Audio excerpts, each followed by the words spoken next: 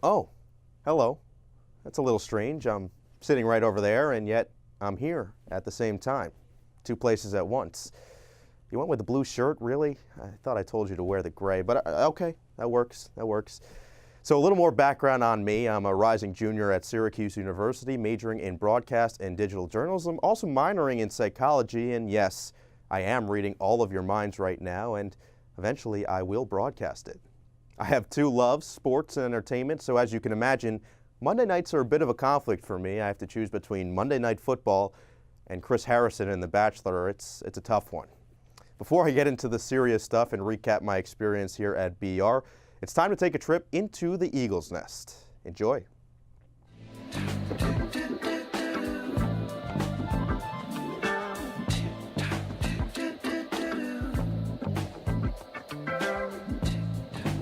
Welcome inside the Eagle's Nest, your go-to spot for NBA news and entertainment.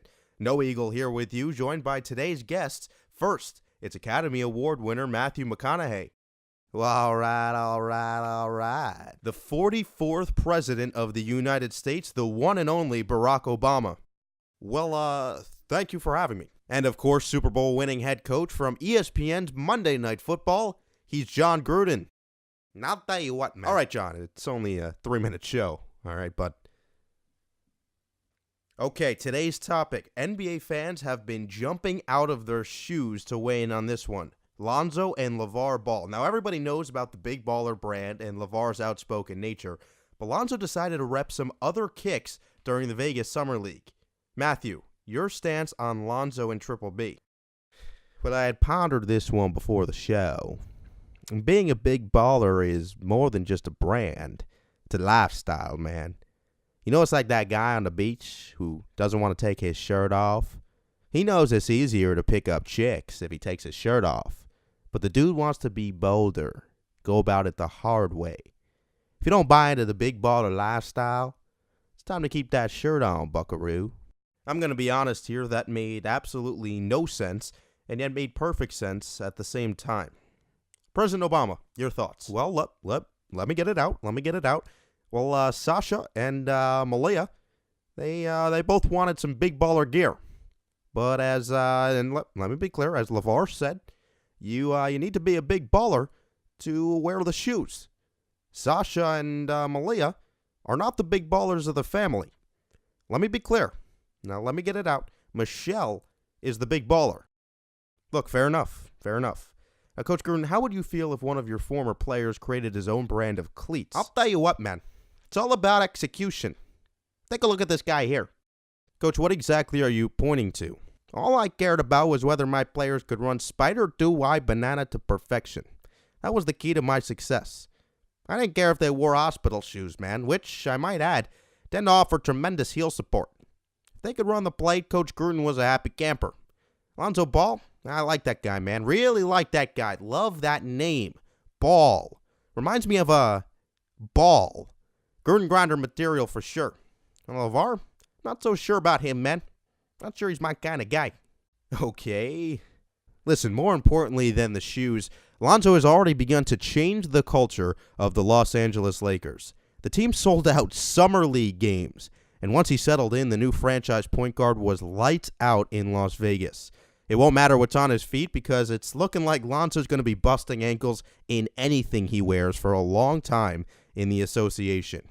Well, that's all the time we have inside the Eagle's Nest. For all my guests, I'm No Eagle, signing off and reminding you, if you can't afford it, you're not a big baller. Wrong. Let me just say, this is fake news. These shoes are fake news. Big baller brand, more like big baller, wrong. LeVar Ball, you're fired. Okay, that's enough. We're done here.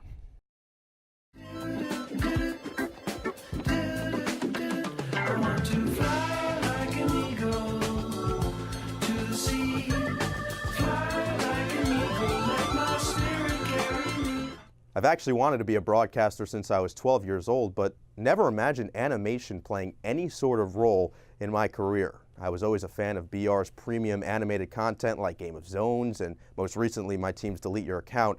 So when Sean explained his vision for my project, I was intrigued. And when he mentioned incorporating animation, I said, sure, I'd love to learn. Just one problem. I really can't draw. I mean, I don't think I could even stay in the lines of a coloring book right now at 20 years old.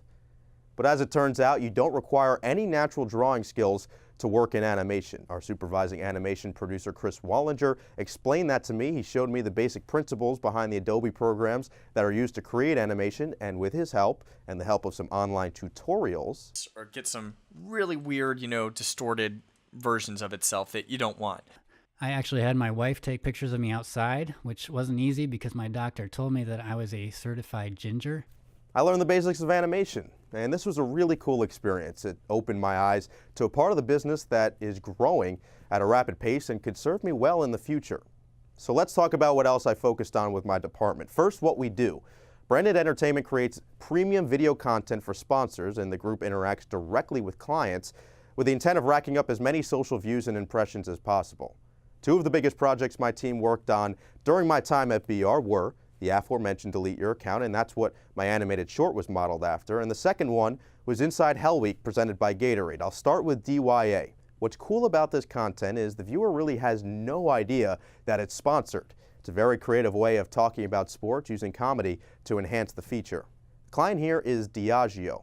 I'll be honest, when Sean mentioned the name of the brand, I just kind of smiled and nodded along. I didn't want to appear as a naive young man.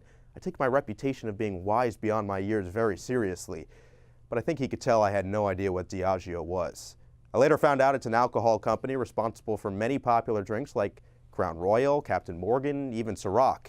Maybe I'll get to know their brands a little more in my final 2 years of college, once I turn 21 this December. Not on school nights, of course. I got to see the development of this project from the very beginning, everything from brainstorming to writing to recording to editing, all the way through post-production. You name it, I was watching and assisting in any way that I could, including some voiceover work. I have a human girlfriend. And cut! That's a wrap, everybody. Great work, Bob. I think we can all agree if the broadcasting thing doesn't work out, I could be the voice double of the next Christopher Nolan.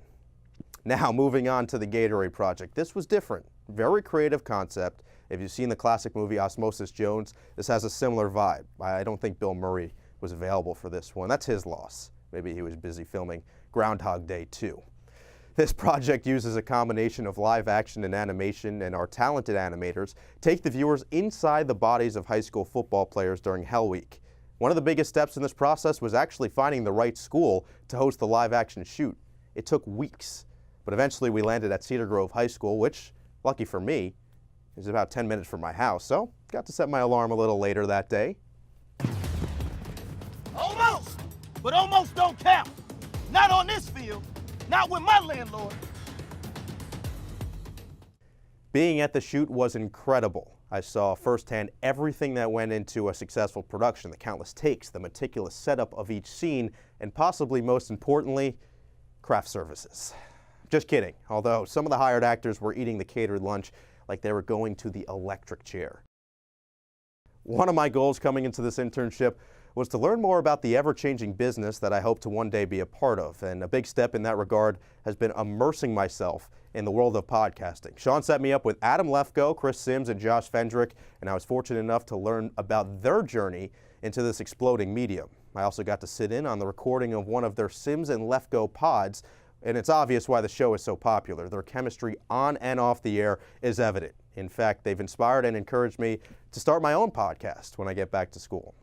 All in all, my experience at BR has been fantastic.